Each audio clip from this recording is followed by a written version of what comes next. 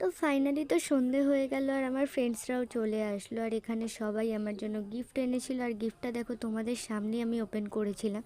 আর সত্যি কথা বলতে সবার গিফট খুব সুন্দর হয়েছে। Thank you so much. সত্যি কথা বলতে থ্যাংক ইউটা গিফটের জন্য দেবো না, দেবো হচ্ছে ঠান্ডার মধ্যে এই দিনটা মনে রাখার জন্য।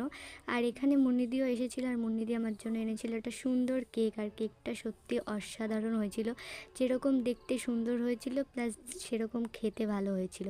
আর তারপরে দেখো এখানে টুম্পার প্রিয়াও আমার জন্য কেক এনেছিল, এটাও অসাধারণ হয়েছিল। তারপরে আমি তো এখানে কেক কাটছিলাম।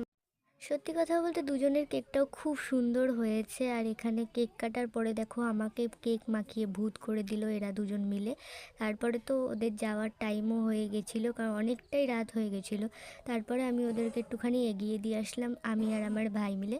তো চলো ফাইনালি পরের ব্লগে দেখা হচ্ছে, বাই।